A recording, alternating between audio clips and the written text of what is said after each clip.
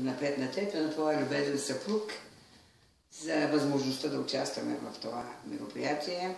Малко по-комунистическо казано мероприятие, но е така, защото имаме възможност да се обогатим взаимно, да се изслушаме в това забързано време. Не ни остава време много, въпреки че има много средства, по които може човек да се набави информация, но общуването, непосредственото общуване между колеги, всеки да сподели своите творчески търсения и своя опит, е едно прекрасно начинание и надявам се, че взаимно се обогатяваме всички, полезно е за всички и дай Боже да стане една традиция, така да не събираш на такива хубави места, за да може да обменим мисли, чувства, вълнения, трепети, нови виждания, вълнения, нали? Кой както вижда нещата, спрямо своята работа. Аз, например, работя с деца. Била съм, знаеш, в големи ансамбли, за което съм благодарна на Бога. Срещала съм много значими личности за мен и за цяла България, които смятам, че съм длъжна, като преподавател, след изпълнителската си дейност, професионалните ансамбли, да предам наша мисия, да предадем на децата това, до което сме се докоснали. Изкуството няма рамки, то не е формула, не е рецепта. Всеки го възприема през собствената призма, пречупа го. То даже малко е клише, но е точно така. Всеки обогатява танца или това, което прави, с нюансите на своята душа. И ако ние се умеем, защото работим на една нива, всички копаем на една нива, духовната нива, на нашия фолклор, дълбок, със смисъл, кореспондира с много дълбоки културни пластове, ние сме длъжни, наша мисия е да предадем на нашите деца в това забързано време, в това не безвремие, ами по-скоро морален разпад. Нашия народ е створил нещо ценно, което не е самоцелно така да възпитаваме, а докосвайки се до това нещо, децата без много методики, без много такива правила, се облагородяват. Аз имам възможност да наблюдавам този процес, въпреки че в нашето училище подбора не е такъв специален, който желае, той идва по желание на родители от 1 до 7 клас, но се правя по някои експерименти и смятам, че хореографът трябва да познава много добре музиката, да се е постарал да познава нашата великолепна българска музика.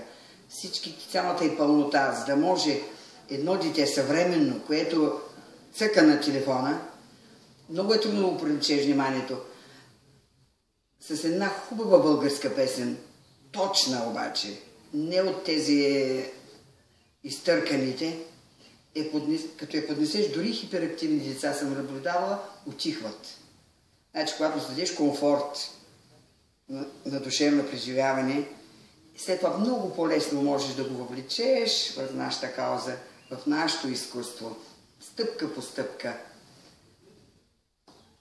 И тези продукции, които правим, без да имам претенции, просто виждам отклика на родителите и на публиката, когато говоря, нали, не за професионални ансамбли, начинът, по който възпитаваме децата, ефектът е положителен. Има много какво да се работи, какво да се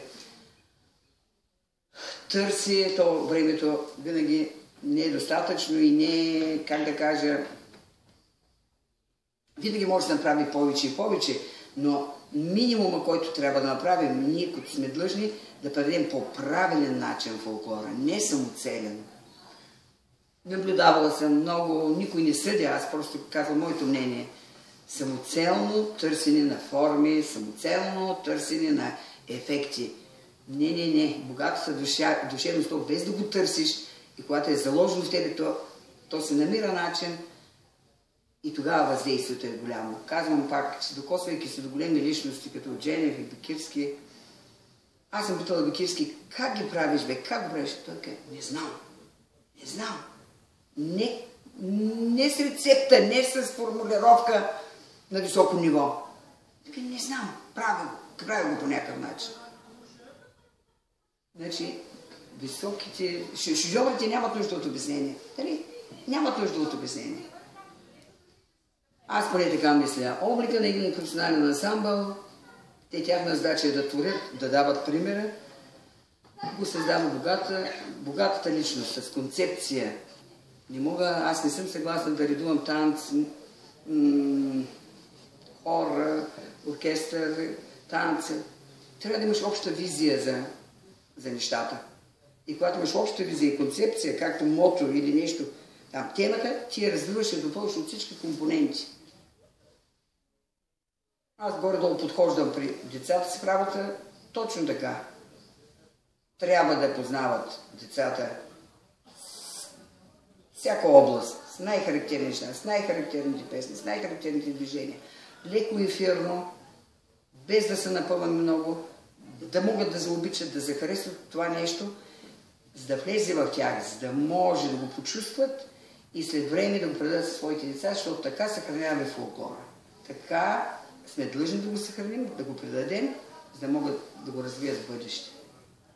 Много чудесно казано. И все пак, какво мислиш, Димитрина, как тези семинари да продължат като препоръка, като нещо, което трябва да има и развитие в тази посока? Защото ти си човек с една друга култура. Аз лично би се радвала, ако участваш с практически твои неща. Имам предвид произведения, които за мен са безкрайно интересни. Много добре познаваш детската тема, много добре се е въплатила в твоите неща и наистина съм убедена, че я предаваш и ще я предадеш. Но какво е твоето виждане за по-нататъчните такива прояви на подобни събития от рода на този семинар, например? И точно с канени на такива ярки личности в творящи в тази област. То от примера, нали, най-добрият пример е произведението, нали, на колега или на колеги, които са постигнали висоти в това наше изкуство. Това не е точният пример. И като се канят такива ярки творци, които да споделят своя опит и да поведат след себе си съмишленици, съидейници. Аз така смятам. С добър пример, нали?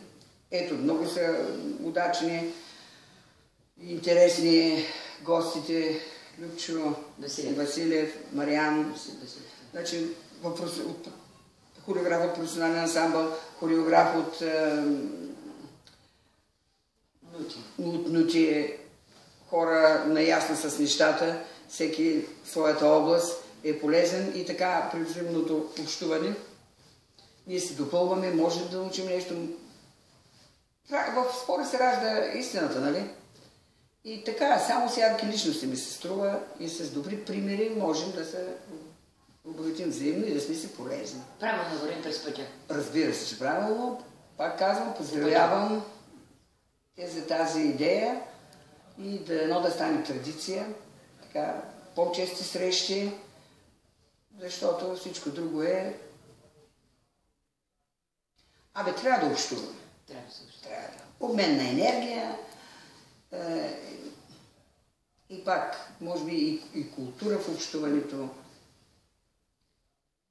За да го има този диалог. За да го има този диалог. Много благодаря на моята